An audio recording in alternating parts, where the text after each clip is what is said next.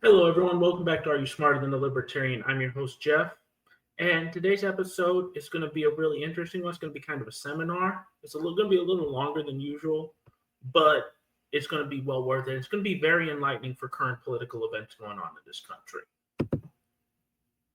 Here's the hot take you won't hear in your DEI seminar.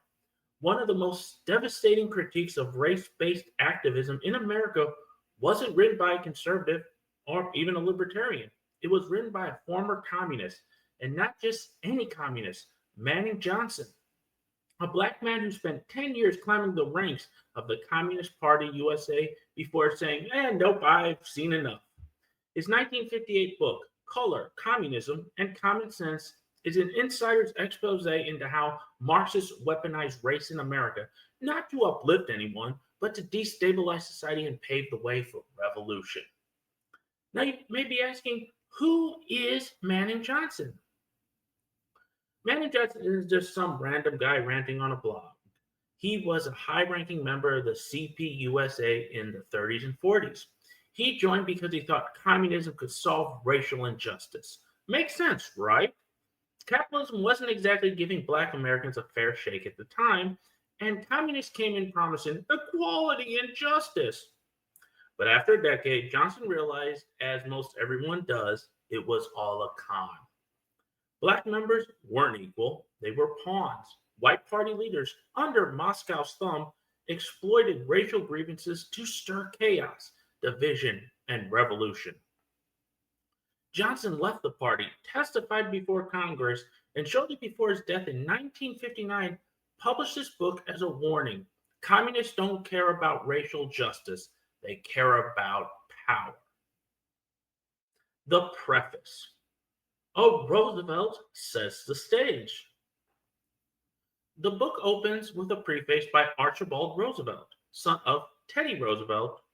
Roosevelt basically said, listen, the media will smear whistleblowers like Johnson, but don't dismiss him. He framed communism as a parasite feeding on racial division and highlights how even the legal system tried to undermine Johnson's credibility. He praises Johnson's courage in rejecting communism even after being seduced by its propaganda.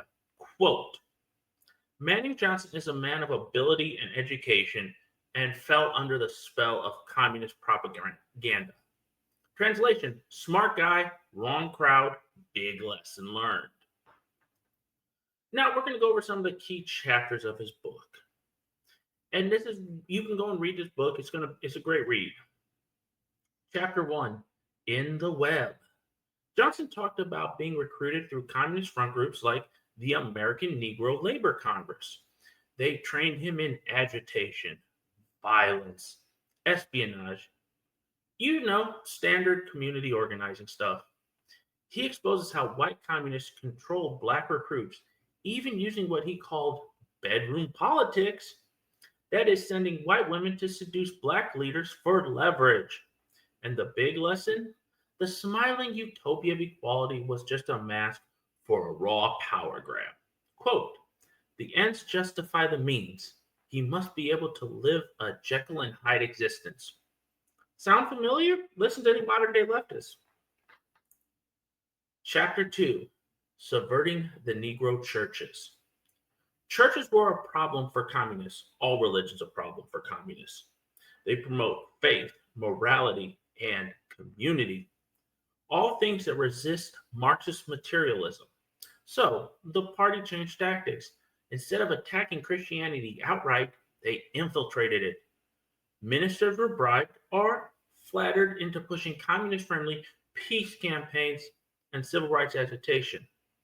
Johnson says, quote, the Communist Party set a trap and the ministers walked into it. Today we'd call that rebranding Jesus as a social justice warrior.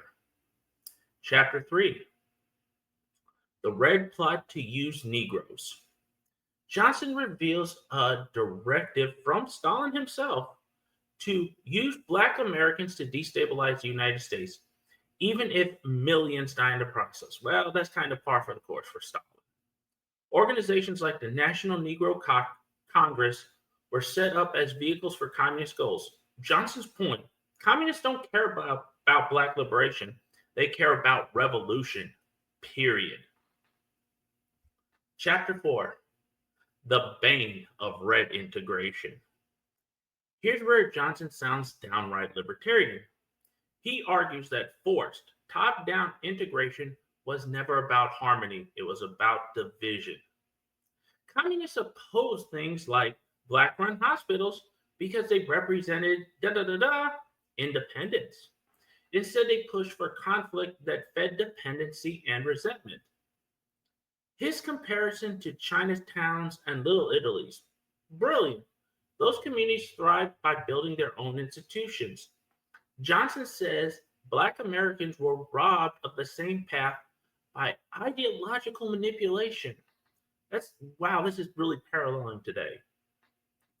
Chapter 7, Creating Hate. This chapter is one of the most chilling. Johnson explains how communists deliberately manufactured racial hatred by distorting facts, inflating grievances, and blaming capitalism for every problem. He writes, the creation of a mass hate psychosis is an indispensable part of the communist conspiracy. Think about that the next time someone tells you America is irredeemably racist while ignoring personal responsibility or success stories that don't fit the narrative. They say it all the time. Just because one person succeeds doesn't mean it's not racist. Part 4, the parallels to today. Now, here's where it gets spicy. Why does a book from 1958 still matter today?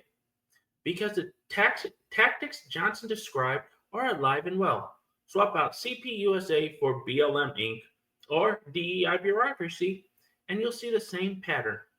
Black Lives Matter co-founder Patrisse Cullors openly called herself a trained Marxist. CRT in schools teaches kids to see every interaction through a racial lens. Johnson called this a persecution complex designed to sow hate, even attacks on black businesses in the name of equality. Johnson predicted that. And when conservative black voices like Clarence Thomas or Candace Owens or Thomas Sowell say that, they get called Uncle Toms. It's the same smear tactics Johnson warned us about. Now here's the libertarian angle, since this is, are you smarter than a libertarian? So what is the libertarian takeaway here? Johnson's solution was common sense, economic independence, self-reliance, and rejecting outside ideologies who use race as a weapon. Booker T. Washington said the same thing. Build skills, build businesses, build communities. Libertarians, we say that too. Individuals, not collectivist schemes, create prosperity. Johnson exposed how collectivists hijack grievances for power. Today, DEI officers and activist elites do the same thing. They don't want solutions. They want perpetual problems because problems keep them in power. Libertarians, we say, no thanks. We'll take freedom, responsibility, and prosperity over manipulation and dependency any day. So here's the question for you, and feel free to answer it in the comments. Are we watching history repeat itself? Manning Johnson thought he was fighting for communism in the 30s and 40s. But look around today. Identity politics, CRT, DEI, BLM.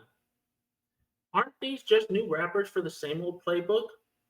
If so, Johnson's warning isn't just history, it's prophecy. And if you're still defending these ideologies, maybe you're not as smart as a libertarian, but hey, at least now you've got some common sense. And I'm so glad that I found this book. It was all over TikTok for a while. Until next week, stay free, stay informed, and stay accountable.